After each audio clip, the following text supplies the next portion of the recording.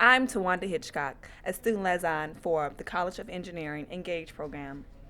ENGAGE is all about engaging engineering students. One way we do this is interviewing with professors, and today we will be interviewing Professor Tanya Wolf from the Computer Science Department. Professor Wolf, what is your one pet peeve about students? My one pet peeve about students, other than students starting an email with "Hey," I think what really frustrates me is when students are not proactive about taking advantage of the resources that are there on campus, from coming to office hours to finding about student organizations and using the student organizations for help both in academic setting and socially. I think we have a lot of wonderful resources on campus that can make students' life easier and more exciting, and really show what this particular degree can give them for the rest of their life. And what do you enjoy most about your students? I really enjoy the diversity of our students, both of backgrounds, ages, cultures, opinions, and perspectives that they bring to campus and to classroom. I have a lot of settings where I interact with students directly in the classroom, even in a big classroom, and I'm always pleasantly surprised about the places where they come from, both intellectually and physically, and this what makes it exciting. This what makes me really motivated to come and teach. Professor, there's a stereotype about computer scientists. You know, techie, nerds. How do you break that stereotype? By being who I am and not worrying about stereotypes. I also think the stereotypes are really do not reflect the truth. Because if you look at our students, if you look at our faculty, if you look at who actually is in computer science today, from Facebook and Google to to everyday people who support your bank, online banking, and behind the YouTube, these are really not people that fit the stereotype of just spending their entire life in front of the computer. In fact, some time ago, I started collecting some data about what do computer scientists actually look like and what do they actually do.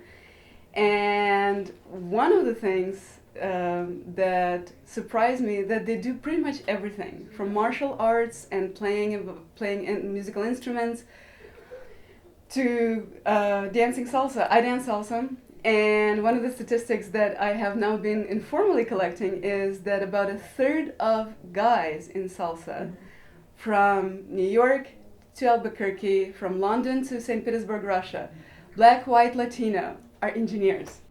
How can students learn about your research?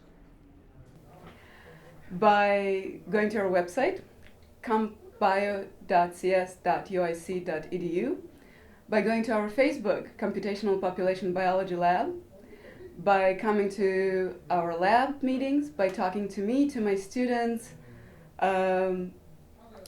We're very welcoming of undergrads. We always have undergraduate students in my lab. We've had for the last 7 years. They do great work. We love them there. And how could I get involved in your research? We can start talking. Typically, I talk one-on-one, and then students talk to my graduate students. We have many projects which are appropriate for undergraduates. Some of them involve image analysis and identification of individual animals from photographs. So we can now look at photographs of giraffes, let's say, and say, "Oh, that's Joe," or a zebra, or a snow leopard. On the other end of the spectrum, we have a project in genetics, trying to understand the genealogy of a population from genetic samples, and there's a lot of work that is part of this project, which is appropriate for undergraduates. So we pretty much any skill that an undergraduate student may have, from theoretical to hacking programming, from biology to computer science, we will find something to do in the lab. I think research experience for undergraduates is very important. Something that there are many opportunities, but undergraduate students are typically not aware that they can do research from their sophomore year on. You have enough skills. Go and do it. It's a very different experience from just taking classes.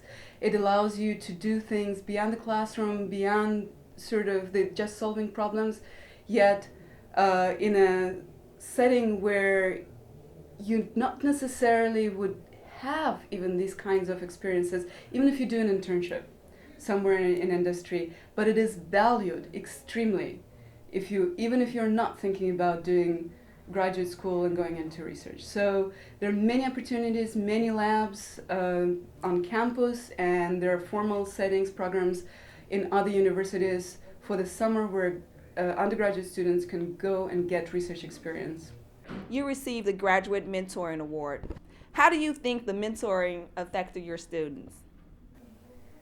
Well, they're all having successful careers.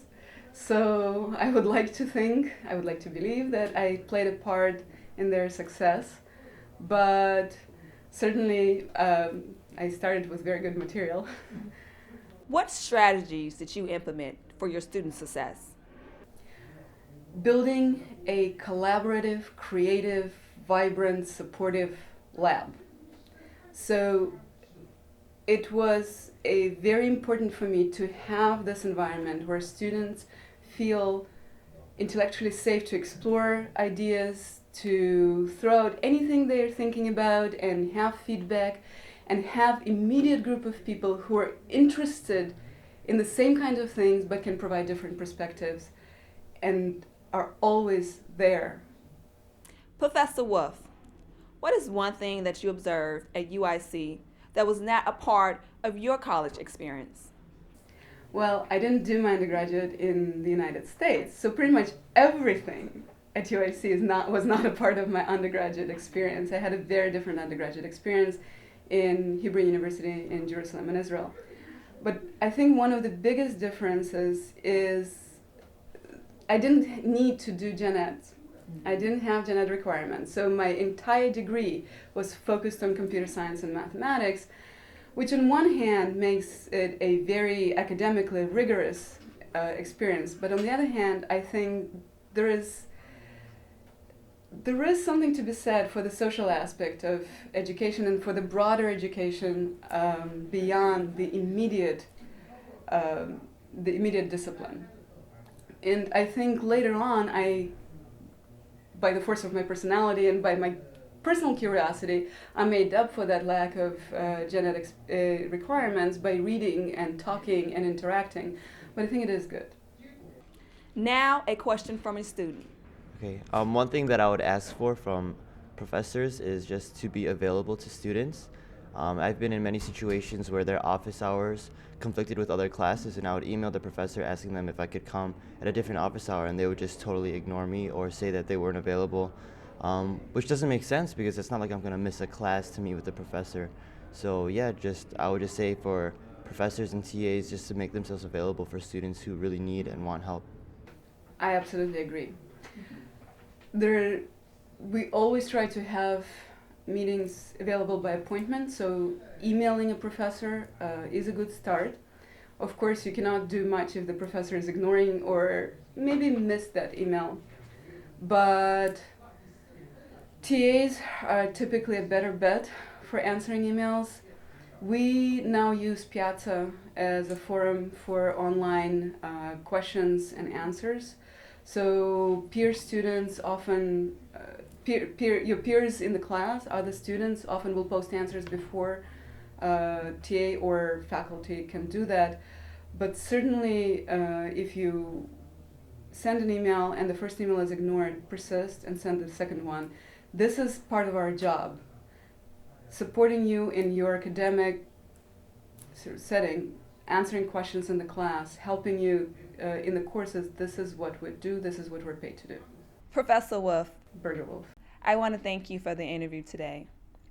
Don't forget to visit our Facebook fan page at ENGAGE/UIC. And don't forget to like us on Facebook. Thank you. I'm sorry, had to apologize. No. I'm. My maiden name is Berger and my husband is Wolf. So when we were hyphenating, we figured, Berger-Wolf sounds better than Wolfberger. Yeah, it does.